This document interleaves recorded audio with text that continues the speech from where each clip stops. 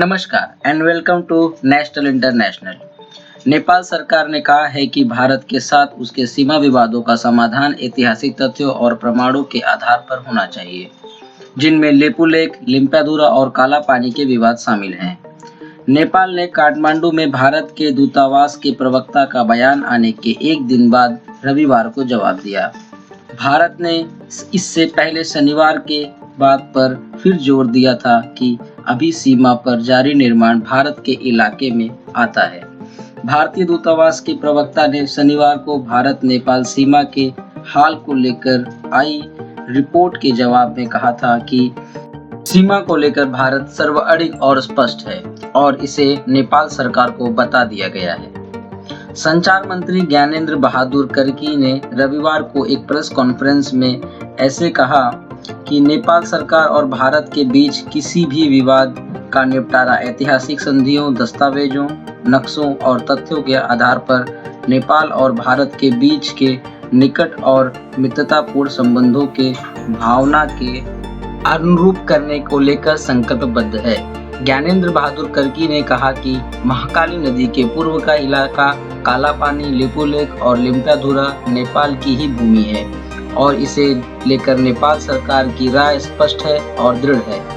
नेपाल सरकार भारत से यह आग्रह करती है कि वो नेपाली क्षेत्र में किसी भी तरह के एक पक्षीय सड़क निर्माण को बंद करे।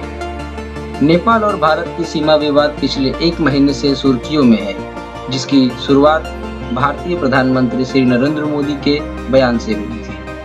प्रधानमंत्री ने उत्तराखंड के हरिद्वानी में 30 दिसंबर को एक जनसभा में लेपुलेख इलाके में सीमा सड़क संगठन के निर्माण कार्य का जिक्र करते हुए कहा था कि आपको सुख सुविधाओं से वंचित रखने वालों के कारण ही मानसरोवर का प्रवेश द्वार मानसंड सड़क मार्ग से जुड़ने से वंचित रहा है।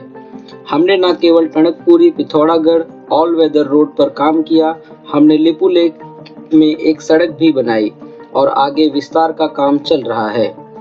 9 अप्रैल 2008 को भारतीय रक्षा मंत्री राजनाथ सिंह द्वारा धारचूला लिपुलेख लिंक रोड का उद्घाटन करने के बाद नेपाल में विरोध किया गया था। सड़क के उद्घाटन के तुरंत बाद काठमांडू में भारतीय राजदूत को विदेश मंत्रालय में बुलाया गया था और एक राजनयिक नोट जारी किया गया था, जिसमें भारत से नेपाली धरती पर किसी भी गतिविधि पर शामिल नहीं होने का आग्रह किया गया था।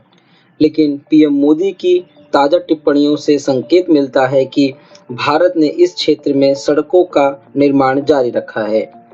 इससे पहले भारत ने काला पानी समेत दूसरे क्षेत्र को अपने नक्शे में शामिल करने के बाद भी नेपाल ने भारत को डिप्लोमेटिक नोट भेजा था। नेपाल ने भी अपना नक्शा अपडेट किया है और लिम्पियाधुरा समेत उन क्षेत्रों को शामिल किया है जो पहले छूट गए थे। भारत और चीन ने नेपाल की जानकारी के बिना लेपुलेख दर्रे को व्यापार मार्ग बनाने के लिए 2015 में एक समझौता किया था। सहमति का विरोध करते हुए नेपाल ने तुरंत दोनों पड़ोसी देशों को राजनयिक नोट भेजे थे।